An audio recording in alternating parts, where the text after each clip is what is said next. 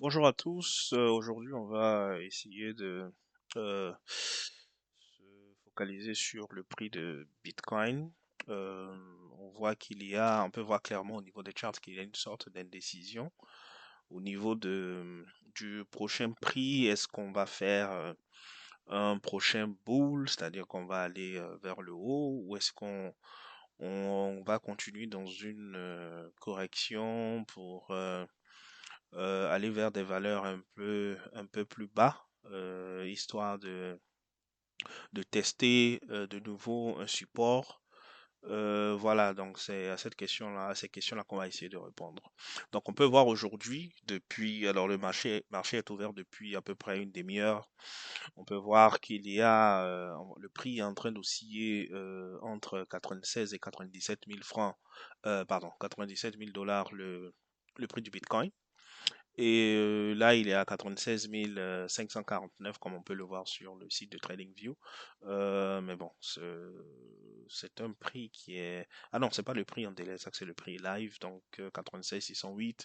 Donc il y a une bataille entre euh, ceux qui investissent en, en s'attendant à ce que le prix aille plus haut et ceux qui essaient de jouer un peu plus safe en poussant le prix un peu vers des zones plus basses. Donc, quand on dit des zones plus basses, donc en dessous de 90, ce que là, on peut constater que ça fait quand même quelques jours il essaie d'avoir un support autour de la zone des 90, 91, 92, on peut voir là.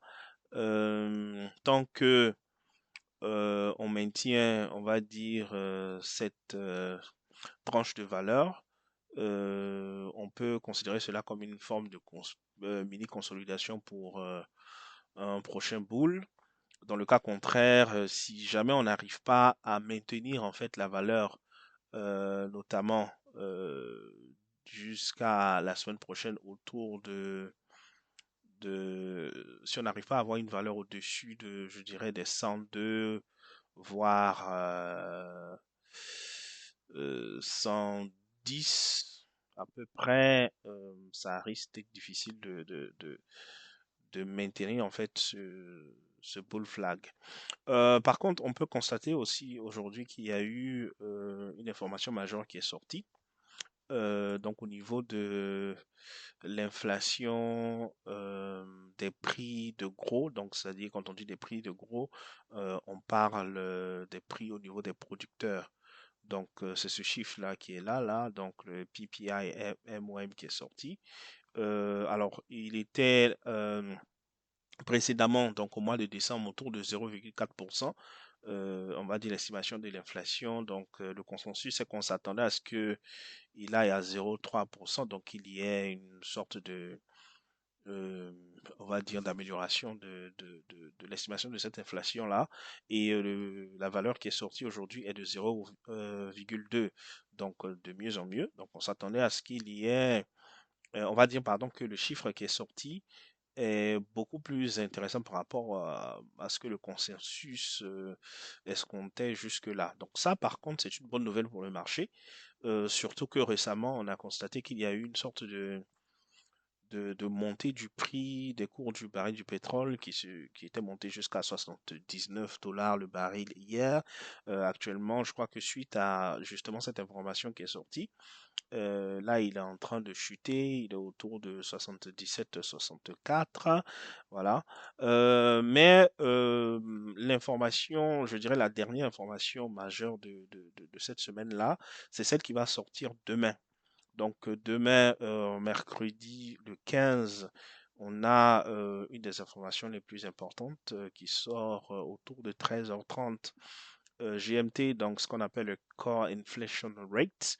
Donc le consensus parle de 0,2%, donc on s'attend à ce qu'il soit autour de 0,2%. Précédemment, il était à 0,3%, donc on s'attend à ce qu'il y ait une sorte d'amélioration de cette estimation de l'inflation là. Donc si jusqu'à demain, on arrive à maintenir la valeur autour du consensus, c'est-à-dire qu'on se retrouve à 0,2%, ici et que ici, la core inflation rate, on maintient les 3,3% à minima, ou sinon on dira un peu moins que ça. Ça pourrait avoir une répercussion intéressante sur le prochain prix du Bitcoin.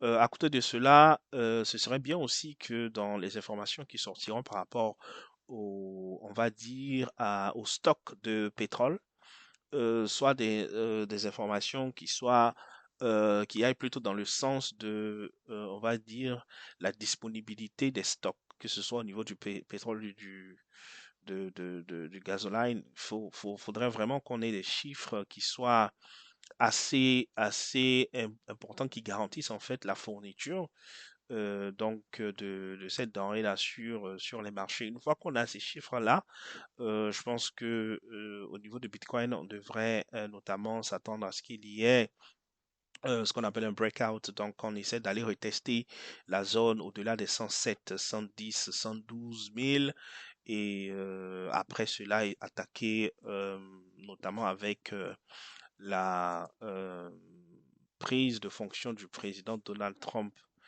aux États-Unis qui est autour du 20, donc le lundi prochain, qu'on puisse essayer de tester la zone des 120 et 120 000 dollars le Bitcoin et au-delà.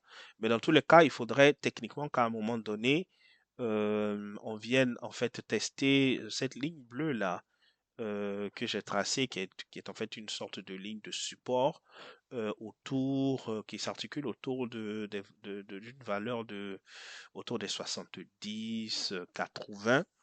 Ce serait pas mal en tout cas qu'on puisse venir, ne serait-ce que techniquement. L'idée, ce serait de venir en fait de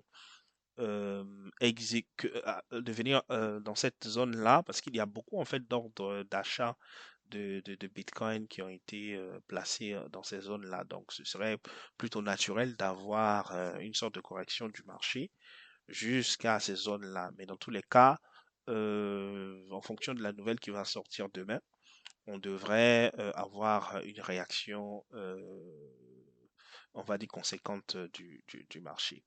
Alors voilà pour l'analyse du prix de Bitcoin pour aujourd'hui. On se donne rendez-vous dans la prochaine vidéo et en tout cas portez-vous bien et à très bientôt. Au revoir.